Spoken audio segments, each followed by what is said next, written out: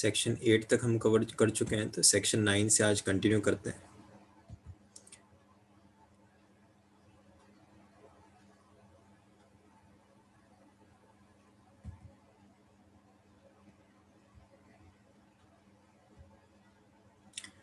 यहाँ से आपका पार्ट 2 शुरू हो जाता है।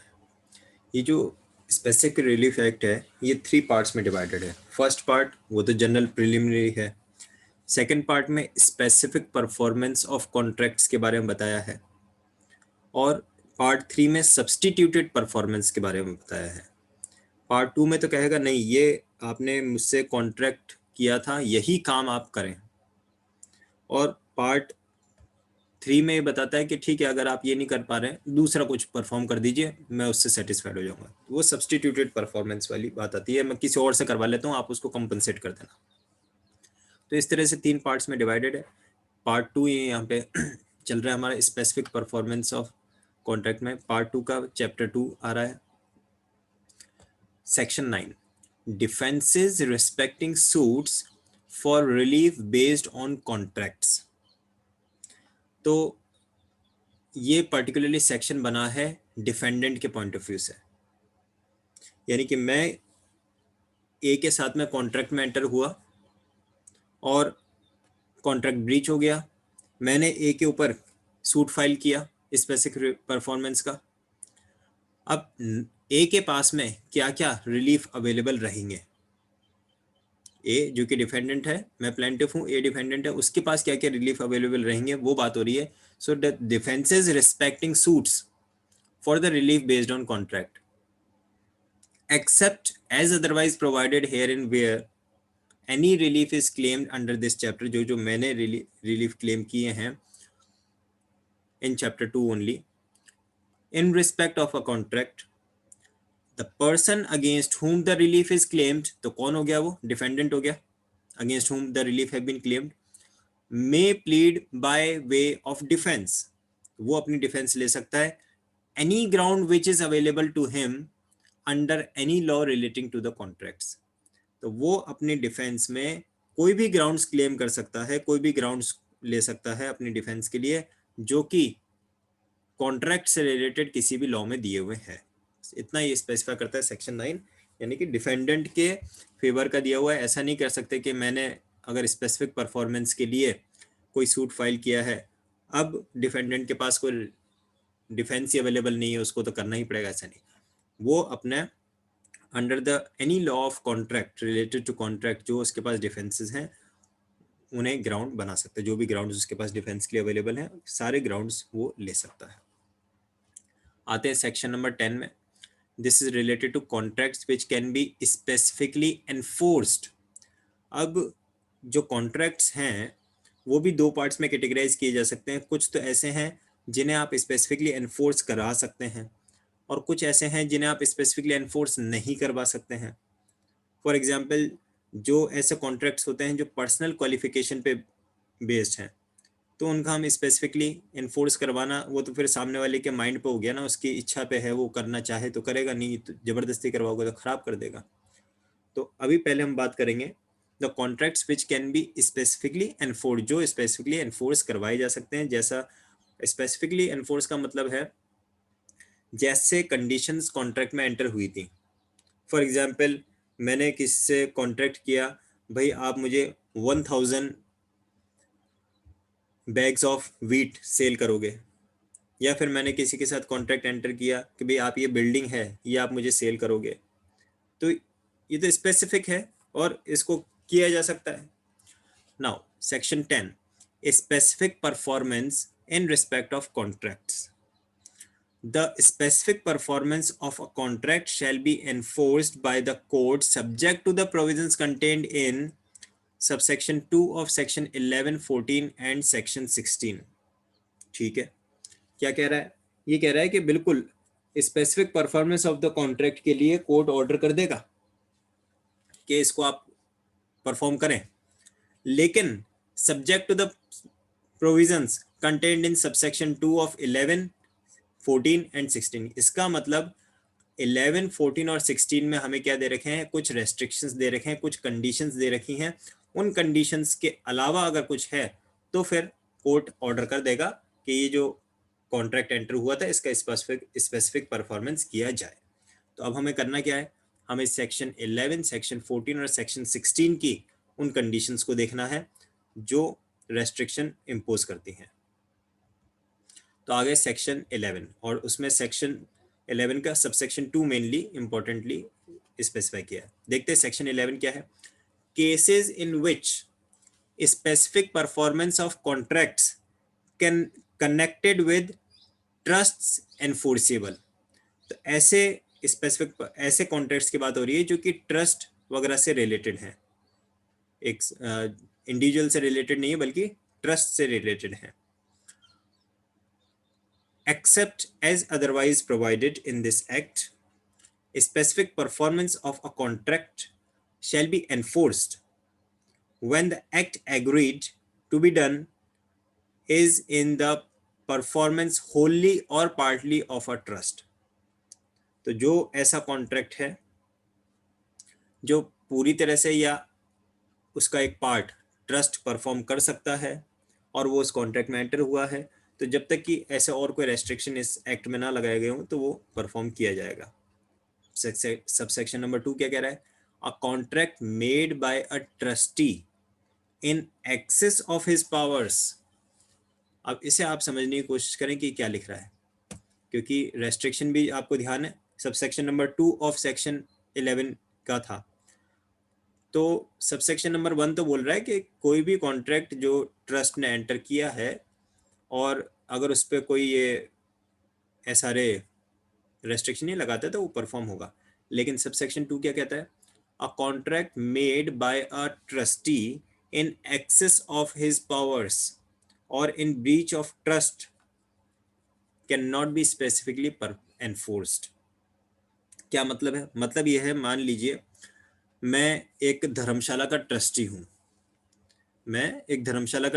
हूँ और मेरे पास में ये राइट है, ट्रस्टी के पास राइट्स तो रहते ही हैं, मेरे पास में ये राइट्स हैं कि मैं इस धर्मशाला के किसी भी कमरे को किराए पे दे सकता हूँ, टेम्प्रेरी बेसिस पे भी और परमानेंट बेसिस पे भी, कि ठीक है बिजनेस पर्पज से मैंने उसके कुछ कमरे किराए पे दे दिए, पूरा मेरे पास ये राइट है। लेकिन सिर्फ इतना ही है, मेरे पास उसको सेल करने का राइट नहीं है। और मैंने किसी एक मिस्टर एक्स से कॉन्ट्रैक्ट कर लिया कि ठीक है इस धर्मशाला के 2 कमरे में आपको सेल कर दूंगा, तो ये मैंने जो कॉन्ट्रैक्ट एंटर किया ये मैंने अपनी पावर से एक्सीड करते हुए कर लिया। तो क्या अब इसे भी एनफोर्स करवाया जाएगा? करवा ही नहीं सकते, बिकॉज ये मेरी पावर में नहीं था। सो ये कहता है सेक्शन 11 का subsection 2, a contract made by a trustee in excess of his powers, अपनी पावर से एक्सीड करते हुए, बियॉन्ड जाते हुए अगर कोई कॉन्ट्रैक्ट एंटर हुआ है तो उसके स्पेसिफिक परफॉर्मेंस को एनफोर्स करवाने के लिए कोर्ट कोई ऑर्डर पास नहीं करेगा। ये था हमारा सेक्शन 11 सबसेक्शन 2। जो सेक्शन 10 में क्या लिखा है, सेक्शन 10 में लिखा है court will order for the specific performance of a contract subject to the provisions contained in subsection 2 of section 11, section 14 and section 16। तो ये था पहला रेस्ट्रिक्शन। अब हम जाते हैं डायरेक्टली सेक्शन 14 पे, हम मूव ऑन कर रहे हैं, जिससे कि जो सेक्शन 10 से कनेक्टेड वाली चीजें हैं वो हमारे माइंड में एक बार क्लियर हो जाए। तो हम डायरेक्टली अब जंप कर रहे हैं सेक्शन 14 पर। देखते हैं सेक्शन 14 में क्या रेस्ट्रिक्शन लगा रखा है। ये ट्रस्ट वाला पॉइंट क्लियर समझ में आया आपको? Yes sir. क्या है कि देखिए ये SRA की लैंग्वेज जो है थोड़ा सा डिफिकल्ट काइंड ऑफ लगती है, लेकिन मैं इसलिए इसको बिल्कुल सिंपल एग्जांपल देके समझाने की कोशिश कर रहा हूँ, तो उम्मीद करता हूँ आपको क्लियर हो रहा है। अब देखते हैं सेक्शन 14 क्या कह रहा है, क्योंकि रेस्ट्रिक्शन क्या लगे, सेक्शन 10 में कहा है कि सभी कॉन्ट्रैक्ट्स के लिए स्पेसिफिक परफॉर्मेंस का ऑर्डर मिल जाएगा accept in section subsection 2 of section 11, section 14 and section 16। तो हमने सेक्शन 11 देख लिया, जहां ट्रस्टी अपनी पावर्स को एक्सीड करते हुए अगर कॉन्ट्रैक्ट में एंटर हो रहा है तो उसको स्पेसिफिक परफॉर्मेंस के लिए बाउंड नहीं किया जा सकता। और अब आता है section 14, contracts not specifically enforceable. अब ऐसे कॉन्ट्रैक्ट्स जो स्पेसिफिकली एनफोर्स हो ही नहीं सकते, तो उनके एनफोर्समेंट के लिए, उनके परफॉर्मेंस के लिए कोर्ट ऑर्डर नहीं देगा। तो कौन से ऐसे कॉन्ट्रैक्ट्स हैं जो स्पेसिफिकली एनफोर्सिबल नहीं है? The following contracts can not be specifically enforce, namely first one, 4 clauses हैं टोटल। पहला, where a party to the contract has obtained substituted performance of contract in accordance with the provisions of section 20। Section 20 में ऐसे provisions दे रखे हैं जो कि substituted performance of contract के बारे में बताता है। अब ये सब्सटीट्यूटेड परफॉर्मेंस क्या है? सब्सटीट्यूटेड परफॉर्मेंस का मतलब होता है, सब्सटीट्यूटेड परफॉर्मेंस की बात कर रहा है। सब्सटीट्यूटेड परफॉर्मेंस का मतलब होता है, मैंने ए के साथ में कॉन्ट्रैक्ट में मैं एंटर हुआ, भाई आप ये बिल्डिंग जो है ये आप मुझे सेल करोगे। कॉन्ट्रैक्ट एंटर हो गया, मैंने उसको अर्नेस्ट मनी भी दे दिया। अब क्या हुआ, जब जिस दिन कॉन्ट्रैक्ट एंटर होना था, स्पेसिफिकली जिस दिन वो सेल डीड प्रिपेयर होना था, साइन होना था, उस दिन ए आता है, बोलता है कि नहीं भाई मैं ये बिल्डिंग तो आपको सेल नहीं कर सकता। ठीक है, आप नहीं सेल कर सकते तो ऐसे तो नहीं, आप के ऊपर मैं केस फाइल करूंगा, सूट फाइल कर दूंगा फिर तो एसआरए में। तो वो बोलता है नहीं, एक काम करो, मेरी दूसरे सिटी में एक और बिल्डिंग है, वो इससे बड़ी है, वो इससे बेटर कॉस्ट की है, ज़्यादा कॉस्ट की है, और मैं वो आपको सेम कॉस्ट में सेल करने के लिए रेडी हूँ, आप प्लीज़ वो ले लीजिए, मेरे पास कुछ प्रॉब्लम आ गई इसलिए मैं ये वाली बिल्डिंग सेल नहीं कर रहा हूँ। मैंने उसको एक्सेप्ट कर लिया कि हाँ ठीक है, चलो मैं आपकी दूसरी बिल्डिंग लेने के लिए रेडी हूँ, मुझे कोई ऑब्जेक्ट। तो मैंने क्या किया, मैंने अपने कॉन्ट्रैक्ट की सब्सटीट्यूटेड परफॉर्मेंस कर ली, मैंने उसको सब्सटीट्यूट कर लिया दूसरे कॉन्ट्रैक्ट से। ये प्रोविजंस दे रखे हैं सेक्शन 20 में। या फिर मैंने किसी के साथ में गुड्स के परचेज का एंटर किया कि 100 बैग्स ऑफ व्हीट आप मुझे सेल करोगे। कॉन्ट्रैक्ट एंटर हो गया, जिस दिन सेल होना था उस दिन पर्सन फ़ोन करता है मुझे कि भाई मेरे पास में तो वो 100 बैग्स ऑफ व्हीट अवेलेबल नहीं हो पा रहे हैं, और मैं दूसरा एक मिस्टर एक्स है उसके पास से आपको भिजवा देता हूँ। मैंने कहा ठीक है, मुझे तो गुड्स से मतलब है, आप नहीं दे रहे, दूसरे से आप भिजवा रहे हो, मुझे एक्सेप्ट है, कोई दिक्कत नहीं है। तो मैंने क्या किया, मैंने अपने कॉन्ट्रैक्ट का सब्सटीट्यूशन एक्सेप्ट कर लिया। ये सेक्शन 20 में स्पेसिफाइड है। तो जहां पे आपने सब्सटीट्यूटेड परफॉर्मेंस ऑब्टेन कर लिया है, your rights to get the specific performance of a contract enforceable have been waived. अब आप उसको स्पेसिफिक परफॉर्मेंस करवाने के लिए जो मेन आपका प्रिंसिपल कॉन्ट्रैक्ट था, उस प्रिंसिपल कॉन्ट्रैक्ट को स्पेसिफिक परफॉर्मेंस के लिए आप क्लेम नहीं कर सकते। सेकेंड पॉइंट देखें, इसमें क्लॉज बी क्या लिख रहा है, a contract the performance of which involves the performance of a continuous duty which the court cannot supervise। अब कोई ऐसा कॉन्ट्रैक्ट है जिसमें अगर उसके स्पेसिफिक परफॉर्मेंस के लिए कोर्ट ऑर्डर कर देती है तो कोर्ट को कंटिन्यूसली उसे सुपरवाइज करना पड़ेगा।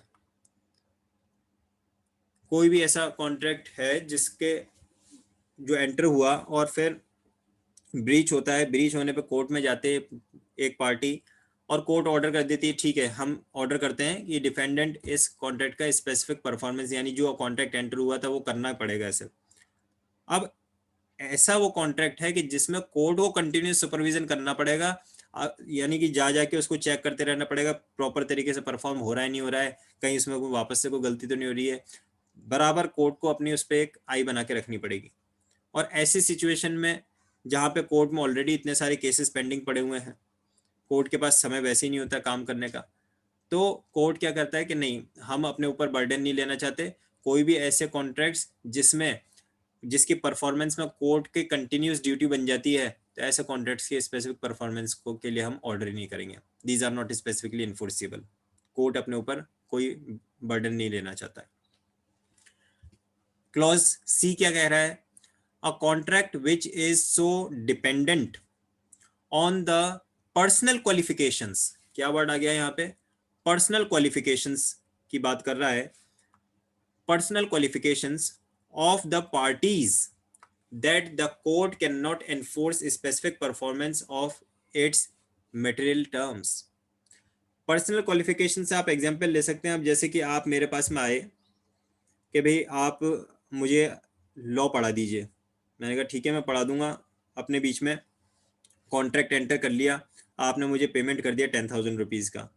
और फिर मैंने आपको फ़ोन करके कहा नहीं भाई मैं तो नहीं पढ़ा रहा, आप ये अपने 10,000 वापस ले जाओ।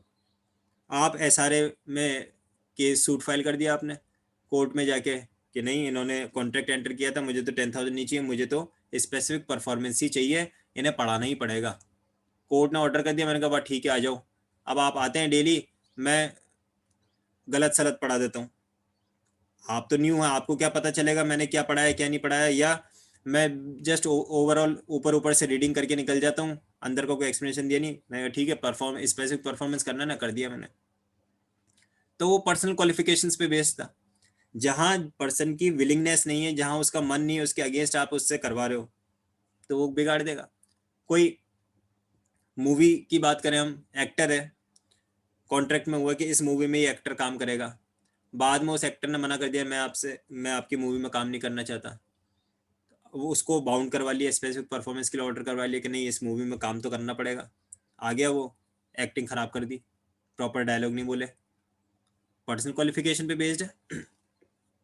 कोई पेंटर है, पेंटिंग्स वगैरह बनाता है, आपने कॉन्ट्रैक्ट एंटर किया मेरी आप पेंटिंग बनाएंगे, आप काफ़ी फेमस हैं और मेरी पेंटिंग बनाएंगे, कॉन्ट्रैक्ट एंटर हुआ, बाद में ब्रीच कर दिया उसने, आपने स्पेसिफिक परफॉर्मेंस का ऑर्डर करवा लिया, वो बना तो देगा लेकिन फिर वो ऐसी बनाएगा कि देख के आपको अच्छी नहीं लगेगी, पर्सनल क्वालिफिकेशन पे बेस्ड है। तो जहां पे कॉन्ट्रैक्ट पर्सनल क्वालिफिकेशंस पे डिपेंडेंट हो, ऐसे कॉन्ट्रैक्ट्स को स्पेसिफिकली एनफोर्सिएबल कंसिडर नहीं करता है कोर्ट। और फोर्थ क्लॉज आ जाता है इसमें, a contract which is in its nature determinable, जिसे हम डिटरमिन कर सकते हैं उसके अमाउंट को, उसके कंपनसेशन को, तो फिर ठीक है डिटरमिन कर सकते हैं, तो क्यों अननेसेसरली उसके स्पेसिफिक परफॉर्मेंस के लिए बाउंड किया जाए, उसका जो कंपनसेशन बनता है वो दे दिया जाए। नॉन डिटरमिनेबल तो कहाँ जाता है, जैसे किसी पर्टिकुलर आइटम की में जहाँ पे फीलिंग्स जुड़ी हुई रहती हैं। फॉर एग्जांपल मैंने किसी एक मिस्टर एक्स से कॉन्ट्रैक्ट किया कि आप ये एम एफ हुसैन की पेंटिंग है ये मुझे सेल करेंगे 10,000 रुपीज़ में। दूसरे दिन उसके पास दूसरा कस्टमर आया, बोला कि मैं इसके 12,000 देने के लिए रेडी हूँ। अब एम एफ हुसैन बड़े पेंटर हैं, उनकी जो पेंटिंग्स हैं वो तो वैसी यूनिक होती हैं अपने आप में, वो उसने उसको सेल करने का सोच लिया, मेरे से कॉन्ट्रैक्ट ब्रीच कर दिया। अब मैं इसके लिए केस करता हूँ तो वो कहता है कि आप इसकी जगह दूसरी पेंटिंग ले लो, तो क्या वो डिटर्मिनेबल है? वो डिटर्मिनेबल है ही नहीं। क्यों? क्योंकि मुझे तो वही पेंटिंग चाहिए। लेकिन एक जनरल कोई आइटम हो जिसके आइडेंटिकल भी दूसरी चीज़ें हो सकती हैं, या फिर जिसका कंपनसेशन को हम मेज़र कर सकते हैं, तो ऐसी सिचुएशन में फिर स्पेसिफिकली एनफोर्सेबल होने की ज़रूरत नहीं है, क्योंकि ईजी तरीके से ख़त्म करने का वही तरीका है, उसका कंपनसेशन दें और ख़त्म करें। तो सेक्शन 10 में कहा है कि जितने भी सूट्स होंगे स्पेसिफिक परफॉर्मेंस के लिए, उनमें ऑर्डर हो जाएगा स्पेसिफिक परफॉर्मेंस का, subject to subsection 2 of section 11, जिसमें कहा था जहां पे ट्रस्टी ने अपनी पावर्स को एक्सीड किया। सेक्शन 14 जहां पे या तो सब्सटीट्यूटेड परफॉर्मेंस ऑब्टेन कर रखा है सेक्शन 20 का, तब होता है, या फिर continuous duty of the court for supervision होती है, तो वो नॉट एनफोर्सिबल हो जाता है। और जहाँ पर्सनल क्वालिफिकेशंस का यूज होता है, या फिर वो कॉन्ट्रैक्ट डिटर्मिनेबल इन नेचर का होता है, तो वो नॉट एनफोर्सिबल हो जाता है। वो सेक्शन 14 ये आपको रेस्ट्रिक्शन लगाता है कि जहाँ पे आप किसी भी तरह का कॉन्ट्रैक्ट के स्पेसिफिक परफॉर्मेंस के लिए क्लेम या ऑर्डर नहीं एक्वायर कर सकते, ऑब्टेन नहीं कर सकते ऑर्डर। अब हम आते हैं डायरेक्टली जंप करके सेक्शन 16 पर। सेक्शन 16 देखते हैं क्या कह रहा है।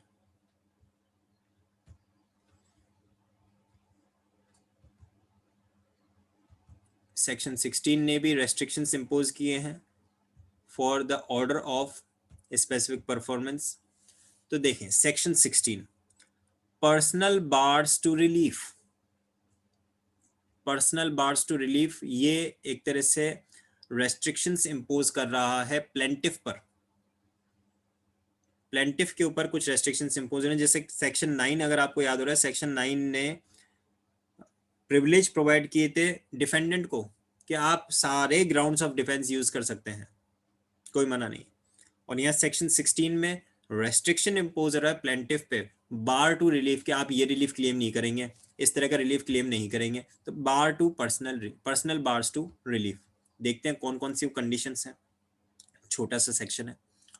Specific performance of a contract cannot be enforced in favor of a person, that is obviously in a favor of plaintiff, who has obtained substituted performance of contract under section 20। ये तो हम already अभी discuss कर चुके हैं, जहां पे आपने सब्सटीट्यूटेड परफॉर्मेंस एक्सेप्ट कर लिया, तो अब आपको ये नहीं कह सकते आपके वो सब्सटीट्यूटेड वाला तो एक्सेप्ट कर लिया, प्रिंसिपल कॉन्ट्रैक्ट जो हमारा था वो भी हमें परफॉर्म करवा दो या उसका भी कंपनसेशन दिलवा दो, डबल बेनिफिट थोड़ी लेंगे। तो जहां पे आपने सब्सटीट्यूटेड परफॉर्मेंस एक्सेप्ट कर लिया, वहां पे पहली बात तो आपके बार ऑन रिलीफ हो जाता है, अब आप रिलीफ क्लेम नहीं कर सकेंगे।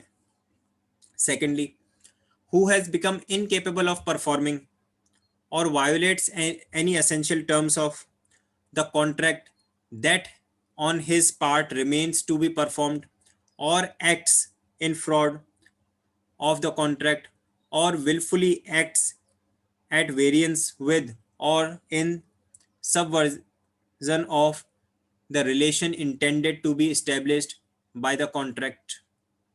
जहां पे जो परफॉर्म करने वाला, कॉन्ट्रैक्ट को परफॉर्म करने वाला पर्सन है वो ही इनकेपेबल हो गया, who has become incapable of performing or violates any essential terms of contract। Contract किस तरह का होता है, दो पार्टीज होती हैं, दोनों के बीच में एक ऑफर देता है, दूसरा एक्सेप्टेंस देता है, ऑफर और एक्सेप्टेंस मिलके एग्रीमेंट हो जाता है, जब एक्सेप्ट हो जाता है उसमें जब कंसिडरेशन और लॉफुल ऑब्जेक्ट आता है तब वो कॉन्ट्रैक्ट बन जाता है। तो कॉन्ट्रैक्ट एंटर हुआ कि ए के साथ में मैंने कॉन्ट्रैक्ट एंटर किया, भाई ए आप ये बिल्डिंग मुझे सेल करोगे और 10 तारीख को मैं इसका, या अभी तो आज अपने 15 हो गए, 20 ऑफ जनवरी को मैं आपको मनी सेंड कर दूंगा और 21 को हम लोग मिलेंगे, सेल डीड साइन कर लेंगे। ठीक है, मेरे पार्ट पे मुझे 20 ऑफ जनवरी पे मनी ट्रांसफ़र करना था, मैंने नहीं किया, तो इसका मतलब ब्रीच कहाँ से स्टार्ट हुआ, ब्रीच तो मेरी तरफ से स्टार्ट हुआ। अब सामने वाले ने 21 को सेल डीड साइन नहीं करवाया, मैं स्पेसिफिक रिलीफ एक्ट में उसके ऊपर सूट फाइल कर दिया कि इससे करवाओ कि ये सेल करे मुझे। तो बात क्या आती है, who has become incapable of performing और violates any essential term of the contract that on his part remains to be performed. तो मेरी ही पार्ट पे था ये तो, कि मुझे ये पहले मैं ऐसा करूंगा तब आप मुझे ये सेल करेंगे, मैं पेमेंट करूंगा तब आप मुझे सेल करेंगे, मैंने पेमेंट से मना कर दिया, सामने वाले ने सेल करने के लिए मना कर दिया, तो क्या आ गया, बार टू रिलीफ आ गया। हालांकि ये चीज प्रूव करने का बर्डन डिफेंडेंट पे रहेगा कि भाई पहले इसको अपना पार्ट परफॉर्म करना था, इसने नहीं किया था, इसलिए अब मेरी कोई लायबिलिटी नहीं बच रही है, बट प्लेंटिफ के पर्सनल बार और टू रिलीफ हो गया उससे।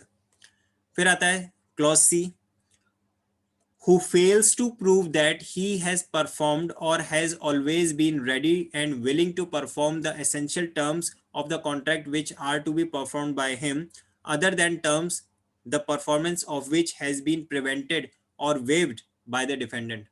ये सेम एग्जांपल आप वापस से ले लो कि कॉन्ट्रैक्ट एंटर हुआ, मैंने कहा 20 तारीख को मैं आपको मनी ट्रांसफर करूंगा, 21 को आप सेल डीड साइन करोगे, मैंने 20 को मनी ट्रांसफर कर दिया, मैंने 20 को मनी ट्रांसफर कर दिया और 21 को उसने सेल डीड साइन करने से मना कर दिया, मैं कोर्ट में गया।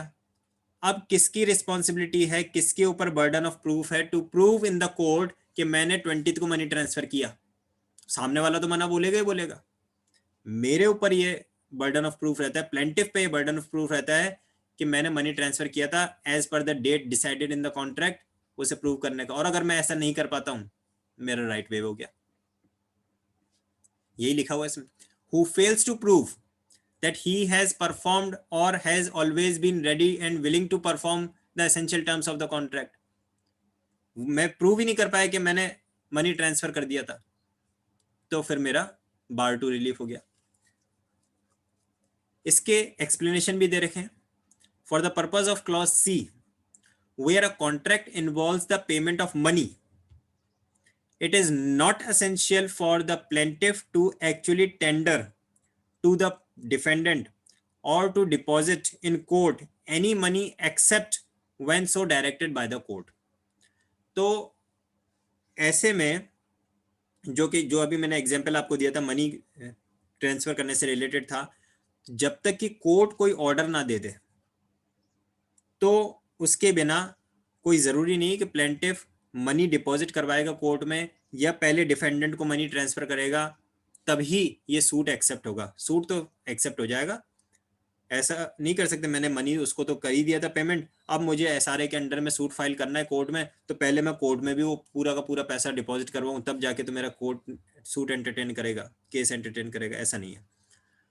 हाँ, कोई स्पेशल कंडीशंस हो सकती हैं जिसमें कोर्ट ही ऐसा ऑर्डर कर दे तब ऐसा किया जा सकता है। Otherwise where a contract involves a payment of money it is not essential, साफ साफ लिखा, it is not essential for the plaintiff to actually tender to the defendant or to deposit any money except when so directed by the court. Court ने अगर direct किया तो है, otherwise नहीं। और एक और एक्सप्लेनेशन है, the plaintiff must prove performance of और readiness and willingness to perform the contract according to its true constructions. ये प्लेंटिफ की रिस्पॉन्सिबिलिटी है, प्लेंटिफ के ऊपर बर्डन है दैट ही शुड प्रूव कि मैंने मेरा पार्ट प्रॉपर टाइमली परफॉर्म किया था या मैं तो तैयार था परफॉर्म करने के लिए, सामने वाले ही ने ही अपनी जिम्मेदारियों से पीछे रहा है, वो ये प्रूव करने की का जो बर्डन है वो प्लेंटिफ पे ही रहेगा। ये था अपना सेक्शन 16। इसमें क्या क्या आया, सबसे पहला तो वही आपका आ गया कि सब्सटीट्यूटेड परफॉर्मेंस अगर आपने एक्सेप्ट कर लिया है, ऑब्टेन कर लिया है, तो आपके पर्सनल बार ऑफ रिलीफ हो जाएगा। कब हो जाएगा? if you have obtained a substituted performance, या फिर पर्सन ने वायोलेट कर दिया essential terms of the contract को, मैंने ही अपनी तरफ से शुरुआत कर दी है ब्रीच की, तो फिर सामने वाले पे मैं कैसे केस कर सकता हूँ? या फिर who fails to prove that he has performed the essentials of the contract, मैंने परफॉर्म तो किया था लेकिन मैं प्रूव ही नहीं कर पाया कि मैंने परफॉर्म किया था, तो ये कंडीशंस होती हैं। तो अगेन कोर्ट ऑर्डर नहीं देगी specific performance of the contract के लिए सेक्शन 11 का, सॉरी सेक्शन 10 का। 11 में तो अगेन ट्रस्टी से रिलेटेड था, ट्रस्ट से रिलेटेड, सेक्शन 10 में ऐसे ऑर्डर थे। बाकी कोई भी कंडीशन है तो ऑर्डर दे देगी कोर्ट। अब इसे पढ़ने के बाद में आपके माइंड में एक चीज तो आगे होगी कि सेक्शन 10 में तो उसने सेक्शन 11, 14 और 16 की बात की है, लेकिन जब हमने 14 और 16 को पढ़ा तो और एक सेक्शन ऐसा नजर आ रहा है जो कि हमें स्पेसिफिक परफॉर्मेंस के ऊपर बार क्रिएट कर रहा है। कौन सा सेक्शन नजर आ रहा है आपको ऐसा? सेक्शन 20। सेक्शन 20 सब्स्टिट्यूटेड परफॉर्मेंस का। तो एक बार देख लें जरा सेक्शन 20 में क्या कह रहा है। Substituted performance of contract. Substitution का मीनिंग तो आप जानते हैं, एक की जगह दूसरा, यानी कि आप आए मेरे घर पे, मैंने कहा आइए चाय पीजिए, आपने कहा नहीं चाय नहीं पीता, मैंने कहा कोई बात नहीं कॉफ़ी पी लीजिए, चाय की जगह हमने कॉफ़ी को सब्स्टिट्यूट कर लिया, आपने कहा नहीं कॉफ़ी भी नहीं पीता, को कोल्ड ड्रिंक ले लीजिए, सब्स्टिट्यूट कर लिया हमने, ठीक है। तो सब्स्टिट्यूटेड परफॉर्मेंस ऑफ कॉन्ट्रैक्ट की बात हो रही है यहाँ पे, जब एक चीज़ की जगह दूसरी चीज़ हम दे रहे हैं और वो भी उसी सेम ईज एंड सेटिस्फेक्शन के साथ में।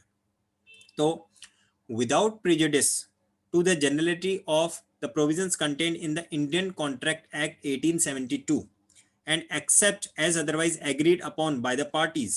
तो ये एक कह सकते हैं कि पेटेंट डायलॉग है, कई जगहों पे आ जाता है कि किसी अदर लॉ में एक तो इसके कॉन्ट्राडिक्टरी कुछ नहीं होना चाहिए, तो किस में नहीं होना चाहिए? एक तो इंडियन कॉन्ट्रैक्ट एक्ट में कोई ऐसे प्रोविजन नहीं होने चाहिए कि आप इस वाले कॉन्ट्रैक्ट का सब्स्टिट्यूटेड परफॉर्मेंस ऑब्टेन नहीं कर सकते, एक तो वो नहीं होना चाहिए इंडियन कॉन्ट्रैक्ट एक्ट 1872 में।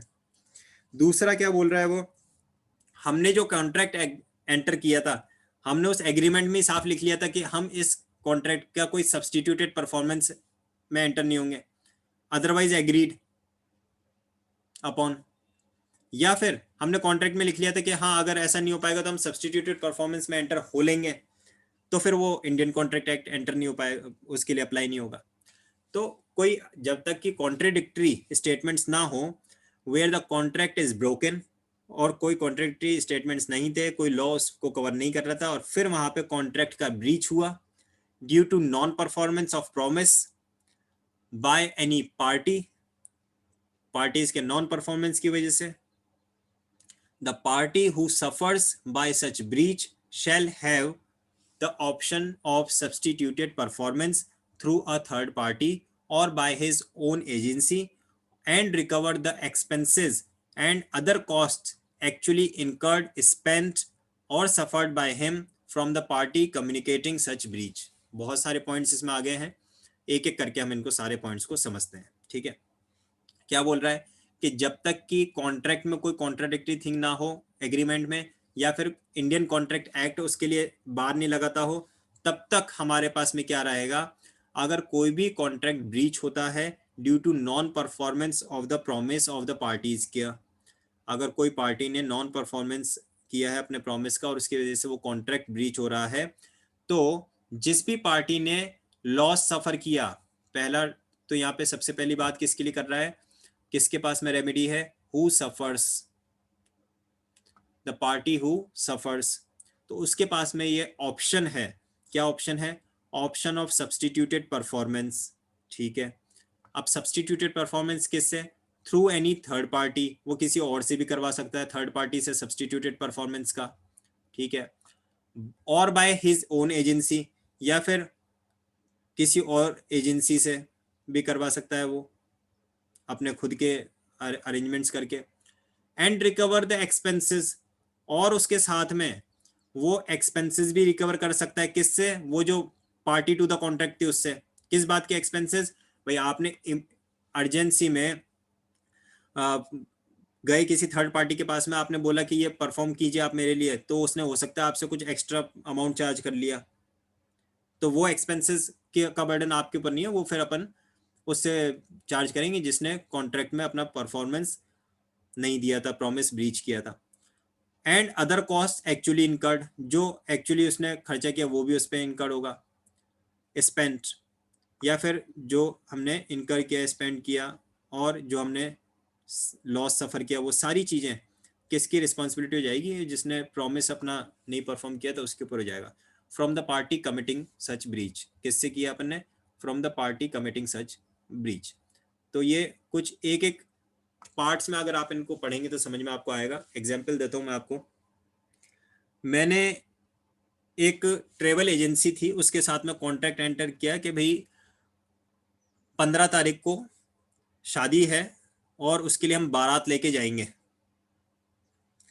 बारात लेके जाएंगे तो हमें तकरीबन हम 40-45 लोग हैं, एक बस हमें चाहिए। उस कॉन्ट्रैक्ट एंटर हो गया कि ठीक है भाई इतना आप इसका हमें 25,000 रुपीज़ पेमेंट करेंगे, और ये बस आपको कितने बजे निकलना है उसके 1 घंटे पहले आपके घर के बाहर आके खड़ी हो जाएगी, आप लोग आराम से इसमें सब लोग बैठ जाइए, और जब आप वहाँ से वापस लौटते हो तो आप ये मुझे 50% अमाउंट पहले पेमेंट करोगे, बाकी वापस लौटने के बाद 50% अमाउंट पेमेंट करेंगे। इस तरह का हमने कॉन्ट्रैक्ट एंटर कर लिया।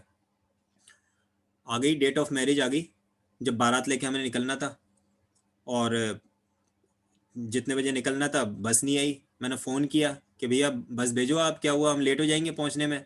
सामने वाला बोलता है नहीं मैं तो बस नहीं भेजूँगा, मेरे पास तो अभी अवेलेबल नहीं है। अब कॉन्ट्रैक्ट एंटर हुआ था, 50% अमाउंट हमने उसको दे रखा था, और उसने अपने प्रॉमिस को परफॉर्म करने से नॉन ब्रीच कर लिया।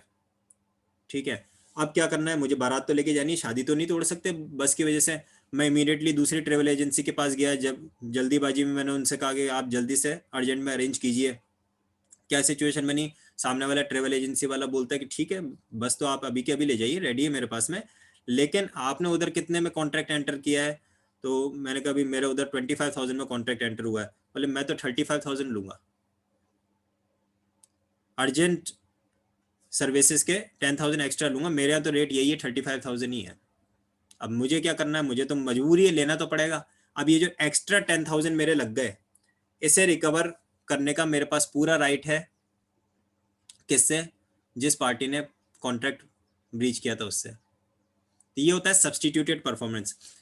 ये जिस नए ट्रेवल एजेंसी के पास मैं गया, ये थर्ड पार्टी थी, तो थर्ड पार्टी के पास जाके मैं अपना एक्ट तो परफॉर्म करवा सकता हूँ, तो ये थी third party. I have the right to get substituted performance from the third party.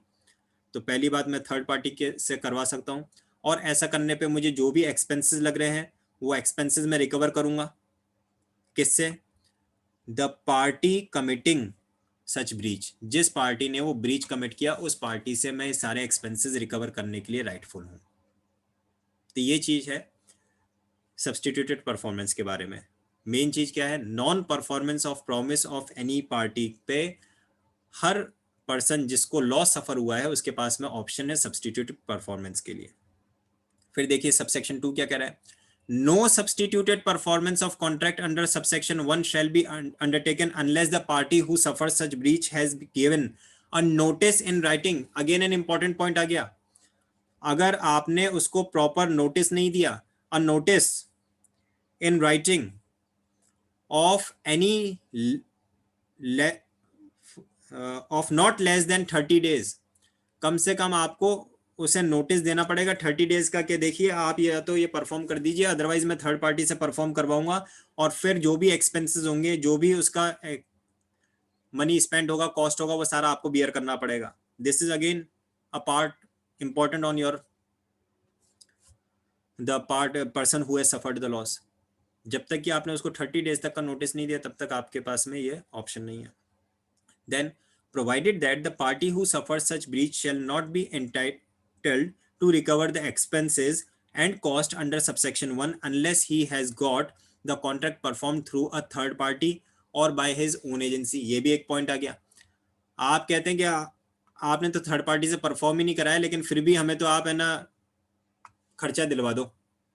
तो नहीं, आपके पास में ये, हाँ, कंपनसेशन क्लेम करने का है आपके पास में ऑप्शन, लेकिन आप ये नहीं कह सकते कि अगर मैं उसके पास जा रहा था, वो 35,000 मुझसे डिमांड कर रहा था, अब मैं उसकी बस तो नहीं ले गया, मैं तो दूसरा कुछ अरेंजमेंट मैंने कर लिया, मैं ट्रेन से चले गए हम बारात को लेके, लेकिन आप तो मुझे वो 35,000 कह रहा था, तो आप 35,000 उससे दिलवाओ। वो नहीं हो सकता। क्यों? क्योंकि आपने उसके थर्ड पार्टी से सब्सटीट्यूटेड परफॉर्मेंस करवाया ही नहीं, तो आप उस कॉस्ट को क्लेम नहीं कर सकते। और सबसेक्शन नंबर 3 कहता है where the party suffering breach of contract has got the contract performed through a third party or by his own agency after giving notice under subsection 1, he shall not be entitled to claim relief of specific performance against the party in breach। ये भी एक बार आ गया कि भाई आपने क्या किया, third party से सब्सटीट्यूटेड परफॉर्मेंस करवा लिया, और उसके बाद में आपने जो भी एक्सपेंसेस कॉस्ट थी वो भी उससे रिकवर कर लिया। अब आप कहें कि अब स्पेसिफिक परफॉर्मेंस के लिए भी ऑर्डर कर दे कोर्ट, तो नहीं, ये कोर्ट के इसीलिए तो बैठी नहीं कि सारा का सारा आप ही के फेवर में कर देगी। अगर आपने सब्सटीट्यूटेड परफॉर्मेंस करवा लिया है किसी थर्ड पार्टी से, और आपने कॉस्ट और एक्सपेंसेस रिकवर कर लिया है पार्टी टू द ब्रीच से, अब आप उससे स्पेसिफिक परफॉर्मेंस का ऑर्डर उसके अगेंस्ट में नहीं ला सकते। तो ये क्लियरली मेंशन कर दिया, जिसके लिए हमने इस पर्टिकुलर सेक्शन को पढ़ा, जो सेक्शन 10 में आपको ऑर्डर मिलेगा, और उस सेक्शन 10 में जो ऑर्डर मिलेगा वहाँ पे कुछ रेस्ट्रिक्शंस आते हैं, सेक्शन 11, सेक्शन 14 और सेक्शन 16 से रिलेटेड वाले। सेक्शन 14 और सेक्शन 16 में हमने देखा कि सेक्शन 20 में अगर आपने सब्सटीट्यूटेड परफॉर्मेंस ऑब्टेन कर लिया तो आपको रिलीफ नहीं मिलेगा, और इस बात को यहाँ कंफर्म कर दिया सबसेक्शन 3 ऑफ सेक्शन 20 में, yes, if you have obtained the substituted performance then you are not entitled to claim any relief of specific performance against the party in breach। तो उम्मीद करता हूँ आपको सभी पॉइंट्स जो आज हमने डिस्कस किए समझ में आए होंगे। हमने section 9, section 10, section 11, section 14, section 16 and section 20 discuss किया है। इन पॉइंट से रिलेटेड अगर कोई डाउट है आपके माइंड में तो आप अभी पूछ सकते हैं, अदरवाइज बाकी का जो पार्ट है उसको हम कल कंटिन्यू करेंगे।